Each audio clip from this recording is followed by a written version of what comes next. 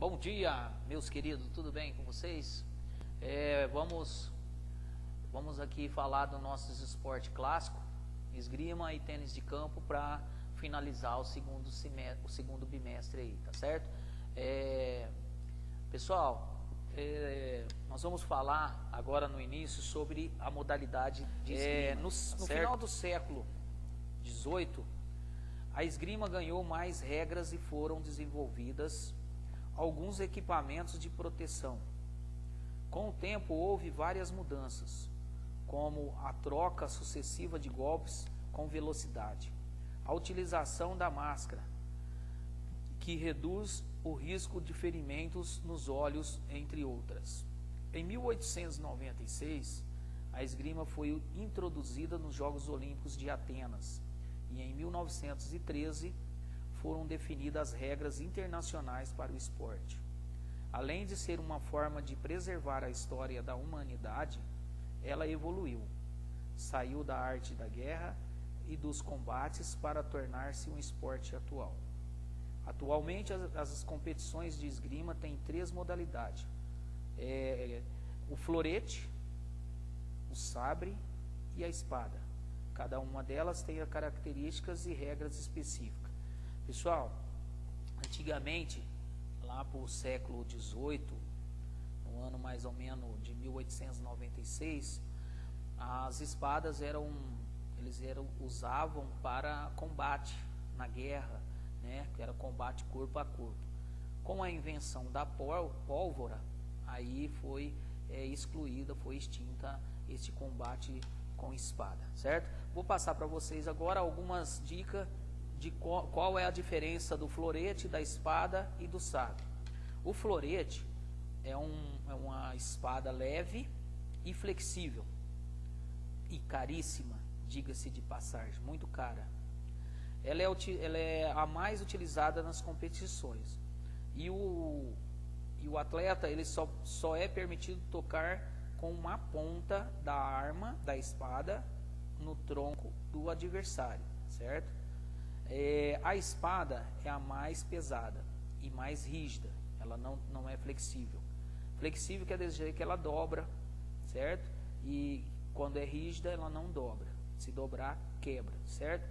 O toque pode ocorrer com a ponta da espada em todo o corpo do adversário. Presta bem atenção, o florete só pode tocar o tronco. Já a espada, você pode tocar em qualquer parte do corpo do adversário. Agora vamos falar um pouco do sabre.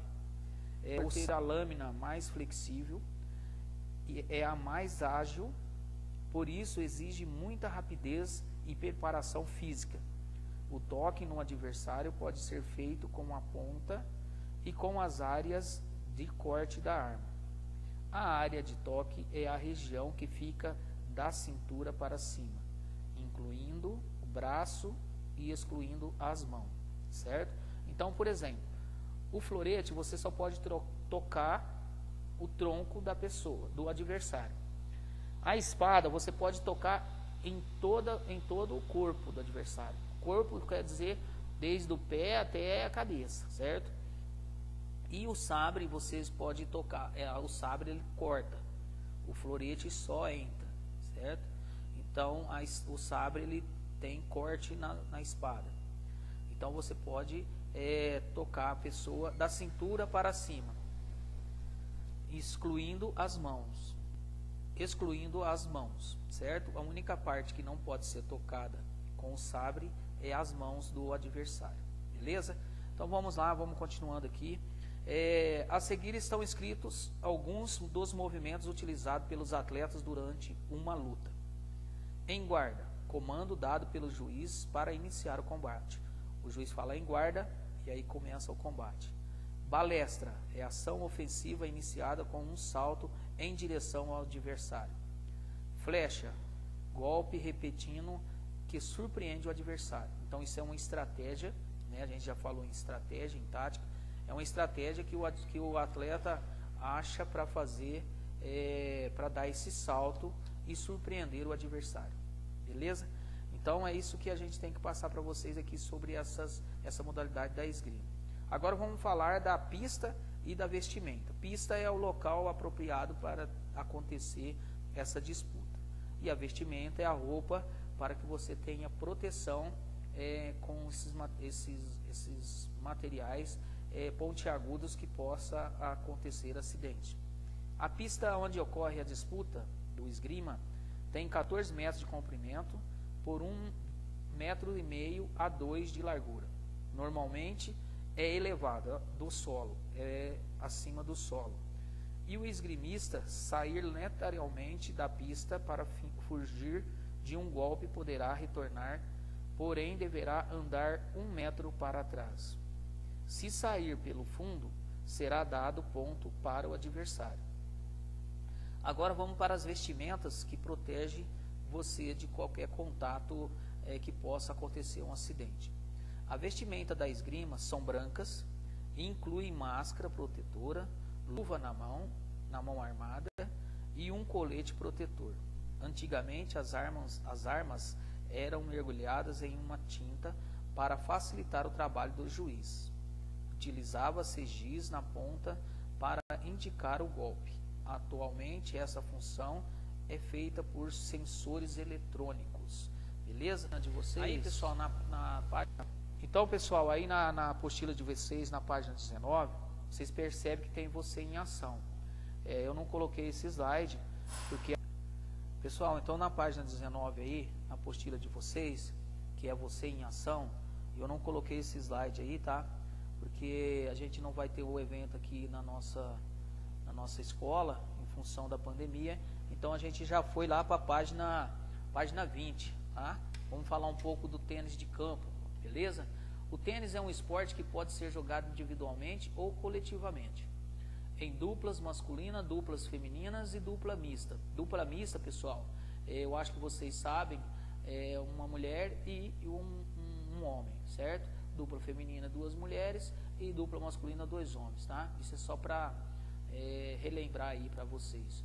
O objetivo do jogo é, por meio de uma raquete, golpear uma bola de tal maneira que o oponente não consiga rebatê-la após ter quicado uma vez no solo do seu lado da quadra, ou então que devolva para fora da linha da outra quadra.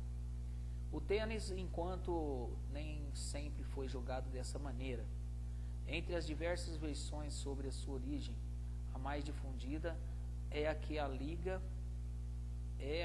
o liga a um jogo chamado Jeu de Paume. Houve várias modificações nesse jogo, que era muito praticado na França no século XII, principalmente pela nobreza, pelos ricos. Inicialmente a bola era lançada e rebatida em um muro.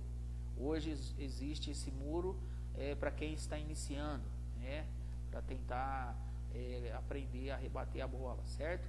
Usando a palma da mão para golpeá-la, daí nome do jogo, Jeu de Paume. Deve ser Jeu de Paume, jogo de palma. Posteriormente foi introduzido o uso de luvas para proteger a mão do jogador. E somente depois de muito tempo, no século XIV, surgiu a raquete. No início, as raquetes eram pedaços de madeira em forma de pá, denominadas batterie. Não sei falar nem português, vou falar francês, tá, gente? Somente depois os italianos apresentaram uma raquete em forma adicionados a cabo e a corda. Consequentemente das modificações, o muro deixou de ser utilizado no jogo, surgindo diferentes versões. O leg palmer era uma versão jogada em um campo retangular dividido ao meio por uma corda, com até 6 pessoas de cada lado. Mais tarde surgiu outra versão jogada em recinto fechado, chamada de Court Palmer, na qual se reduziram o tamanho do campo e o número de jogadores. Então, pessoal, tudo isso que eu estou explicando para vocês aqui, que eu li para vocês aqui, as transformações do tênis. Ele começou de uma forma e foi se transformando, e foi se adaptando novas regras para que os jogadores pudessem ter mais facilidade ou mais desempenho em desenvolver este tipo de atividade, certo? E apenas em 1870 o tênis ganhou a forma que se conhece atualmente. Então faz muito tempo que existe o tênis, né? Em 1870 faz muito tempo, né? E as regras foram organizadas pelo britânico Walter Wingfielder, recebendo rapidamente aprovação. Tal fato garantiu a sua participação como modalidade esportiva nos primeiros jogos, como modalidade nos primeiros Jogos Olímpicos da Era Moderna em Atenas, 1896. Então, pessoal, o tênis, só para lembrar vocês, antigamente o tênis era um esporte praticamente impossível da classe mais pobre ou a classe média baixa praticar, porque era mais visto os ricos, as pessoas da alta sociedade que praticavam esse esporte. Hoje tem muita facilidade, eu já comentei em outra aula para vocês, hoje tem muitos projetos, né, em várias cidades, inclusive aqui na nossa cidade tem um projeto de tênis, que as pessoas vão lá e não precisa comprar nada, o projeto disponibiliza todo o material para a pessoa aprender. Então vamos continuando, isso está na página 20, pessoal. E continuando na página 20, um pouquinho da 21, mas na 20, nós vamos falar aí equipamentos e regras da pontuação, certo? Na frente aí tem o QR Code. Se vocês tiver o aplicativo aí no celular de vocês, coloca aí para vocês verem. Tem uma introdução muito importante aí sobre o esporte individual e até fala de uma das maiores campeãs da equipe de tênis dos Estados Unidos, a Serena Williams, que é uma das maiores conquistadoras do tênis, né? E tem a irmã dela também, são duas irmãs, a Venus e a Serena Williams, que estão revolucionando o tênis feminino aí, tá certo? Aí tem aí também uma explicação sobre a quadra, os equipamentos e sobre as regras do jogo, tem tudo isso aí. E também fala do feminino também, tá? Então só vocês colocar o celular aí no QR Code aí, que vocês vão ver aí, se vocês quiserem se aprofundar um pouco mais nas modalidades de tênis. E nós temos também, não podemos esquecer, né, a nossa campeã feminina, que é a Maria Esther Bueno, e o nosso Gustavo Kirsten, que é tricampeão de Roland Garros aí, né? Foi o último campeão que nós tivemos aí no tênis brasileiro, certo? Mas aí, se vocês se interessarem, é só usar o aplicativo aí que vocês vão ver tudo isso que eu estou falando para vocês mais detalhadamente. Vamos aqui para a nossa aula. O equipamentos e regras de pontuação. A quadra. Como acontece em diversos esportes, o tênis é praticado em uma quadra com medidas padronizadas e com áreas específicas para o jogo simples e em dupla. Observe-se o esquema ao lado aí nessa quadrinha que vocês observam aí. A área válida de duplas, 10,97 metros, né, por 6,40, por 23,40, desculpa, de comprimento. Área válida simples, 8,23, altura da rede, 1,07 m, né? Então, hoje você pode usar a rede para, se bater na rede e cair do outro lado, o ponto é seu, tá certo? Vamos lá para raquete, bola e raquete. A bola pode ser branca ou amarela e seu peso pode variar entre 56 e 59,4 gramas. O aro da raquete pode ter até 73,7 centímetros de comprimento total, incluindo o cabo e a largura, e não pode ser maior do que 31,75. A área de contato pode ser de 39,4 centímetros de comprimento total e 29,21 de largura. Isso é a raquete, viu, pessoal? Não é a bola, não. A bolinha é 56 e 59,4 gramas. Beleza? Serviço. Durante um game, somente um dos jogadores ou time sacará, havendo alternância dos sacadores a cada game. O saque é realizado sempre na diagonal, dentro da área de serviço. Por exemplo, vocês que praticam em tênis lá no projeto, Aqui também explica muitas regras, a pontuação, como você faz o serviço, como você faz a jogada. Então tem muita coisa interessante nessa apostila de vocês aqui, tá certo? E o jogador, o parceiro de quem recebe a bola no primeiro ponto do game inicial deve sacar no segundo game. E essa alternância continua até o final do set. Após o oponente retomar a bola, qualquer jogador da dupla poderá golpeá-lo. Vamos para a pontuação. O jogo pode ser disputado em melhor de 3 sets. O jogador, o time precisa vencer 2 sets para ganhar a partida. Ou em melhor de 5 sets. O jogador do time precisa, ou o time precisa vencer 3 sets para ganhar a partida. Para vencer um set é necessário ganhar 6 games. E para ganhar um game é necessário fazer 4 pontos, realizados em conformidade com a contagem padrão, 15, 30, 40 e game. Se ambos os jogadores ou times fizerem 3 pontos alcançando 40, o score é igual. O score é vantagem para o jogador do time ou o time que fizer o próximo ponto. O jogador ou o time precisa fazer 2 pontos consecutivos quando estiver com scores iguais para vencer o game. Pessoal, só comentando aqui dando um recadinho para vocês. Talvez vocês vão ouvir cachorro, alarme, caminhão passando, moto passando, porta abrindo. É porque a gente está aqui na sala de aula e não tem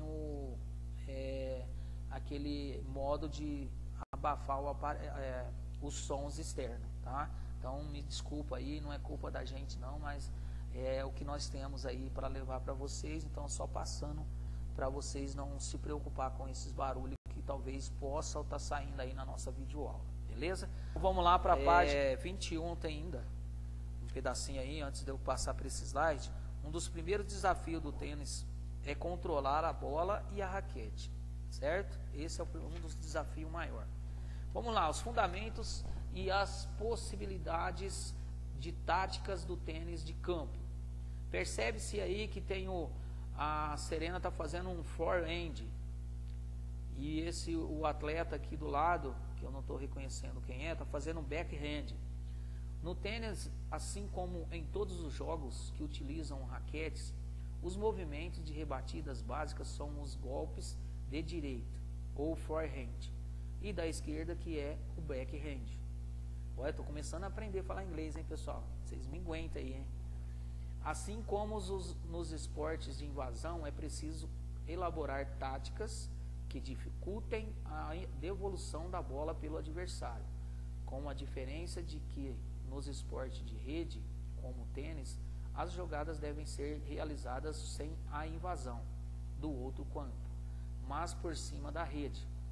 Por isso, em uma partida de tênis devem ser observados as ações do jogador adversário e o desenvolvimento do jogo. Então aqui o autor quer dizer que você tem que ter estratégia e algumas táticas para dificultar o seu adversário receber essa bola que você vai passar para ele do outro lado. E o tênis não é um esporte de invasão, porque você não pode passar da rede para lá, para o outro campo, tá certo? Então é isso que ele quer dizer para a gente. E aí a Serena Williams, uma das melhores jogadoras de tênis feminino, está aplicando um forehand. Como o adversário realiza o saque e como se deve defendê-lo. O jogo se concentra mais perto da rede ou no fundo da quadra? Isso são umas perguntinhas que o autor faz para nós. As bolas devolvidas são altas ou baixas, rápidas ou lentas? Essas situações indicam que tipo de estratégia e tática devem ser utilizadas para cada momento, explorando os pontos fracos do adversário e encontrando saídas para resolver os problemas criados por suas jogadas. Então, por exemplo, um canhoto vai jogar com destro, ele vai jogar sempre na parte do lado mais difícil do adversário. Se o adversário tiver facilidade para receber aquela bola, ele vai usando as suas estratégias e as suas táticas para dificultar cada vez mais a ação do adversário, certo? Então, ele usa o forehand, ele usa o backhand, ele usa vários meios para dificultar as ações do adversário, tá certo? Então isso aí é no tênis, e para isso tudo você precisa ter condicionamento físico, você precisa ter uma qualidade de vida excepcional, você precisa ter treinamentos, concentração, tempo de reação, velocidade, você precisa ter explosão, você precisa ter noção aonde que você vai colocar essa bola, você precisa ter força, você precisa ter habilidade. Olha quantos fundamentos você precisa treinar para ser um excelente jogador de tênis. Beleza? Parabéns a todos. Vamos lá que continuo. Não sei porque eu estou dando parabéns para vocês. Acho que é porque vocês estão me ouvindo aí, né? Então tá certo. Lá para a nossa conexão, ainda continuando na página 22. Assim como a esgrima, olha a esgrima chegando aí de novo, pessoal, que a gente falou antes, e o tênis é considerado em esporte clássico. Esse clássico quer dizer que é um esporte que a classe alta, classe média alta e a classe alta que praticava mais do que as outras classes mais inferiores. Então, pois é praticado há muitos séculos, renovando sua tradição por meio de sua prática pelas novas gerações. Os dois esportes têm uma origem considerado nobre, porque no início era praticada por cavaleiros, reis e os membros da elite europeia. Tá vendo? Então aqui ele só usa forma diferente. Reis, hoje você já viu um rei pobre? Você já viu um membro da elite europeia pobre? Então, muito difícil. Então, hoje não, hoje a gente já tem já mudou muito e nós temos essas facilidade para praticar essa atividade do tênis com a ajuda dos projetos sociais. Apesar das mudanças ocorridas na sociedade, ambos os esportes não atingiam a popularidade no Brasil, ao contrário de exemplos como o futebol e o vôlei. E isso pode ser causado por diversos fatores. No caso da esgrima, a falta de espaço de treinamento e o custo dos equipamentos são determinantes. O tênis, apesar da ascensão que teve em função das conquistas de Gustavo Kirten no final da década de 1990 e início dos anos 2000, ainda não se tornou um esporte popular. No caso do tênis, uma das causas apontada à sua baixa popularidade diz respeito à dinâmica do jogo, que não seria interessante para as redes de TVs abertas. O tempo de duração de uma partida e a forma de pontuação são poucos atrativos para a transmissão do esporte na TV. A popularidade do vôlei, por exemplo, teve grande influência das alterações de regras desenvolvidas para possibilitar sua transmissão na TV aberta. O interesse da TV e das empresas que investem em propaganda tem um grande peso na divulgação de sua prática esportiva.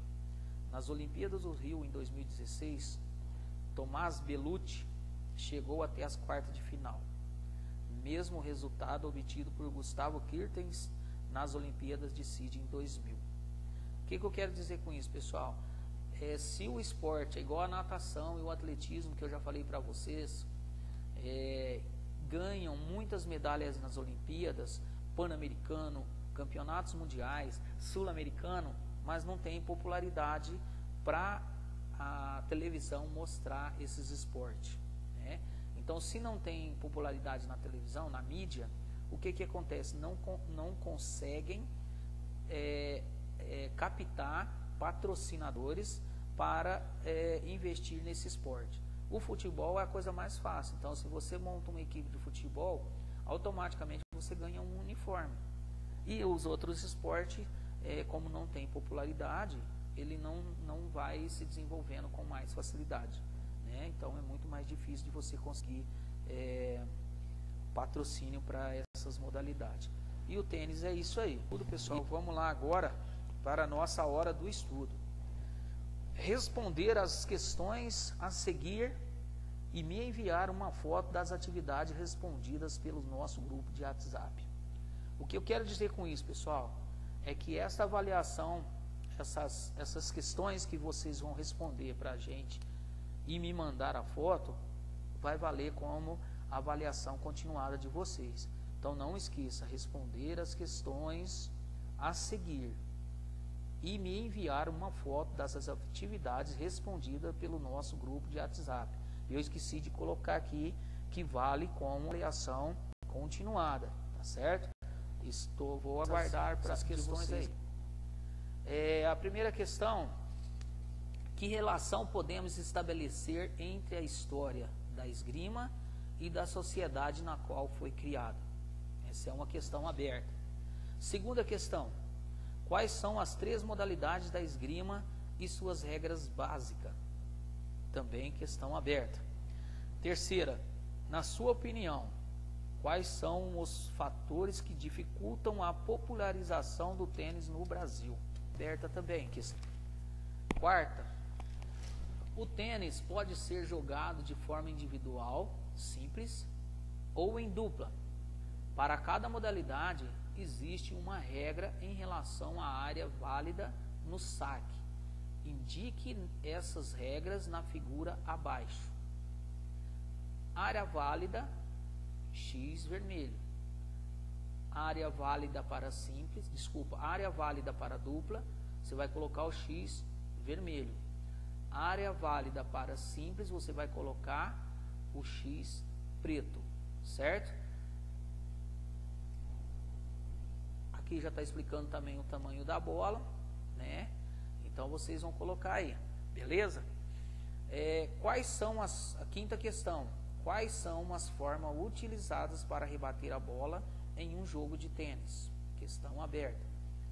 Como funciona a sexta e última questão? Como funciona a pontuação no tênis? Beleza? São 6 questões preciso das fotos dessas questões. Beleza? Muito obrigado a todos. Espero que vocês tenham entendido esse final de bimestre nosso. E não esqueçam de deixar o like de vocês lá no nosso canal. Acredite no poder da educação. Obrigado, e não esqueçam de fazer os seus comentários aí, dar uma dica para nós, alguma sugestão, para que nós possamos melhorar nossas videoaulas. Obrigado a todos, abraço e fiquem com Deus.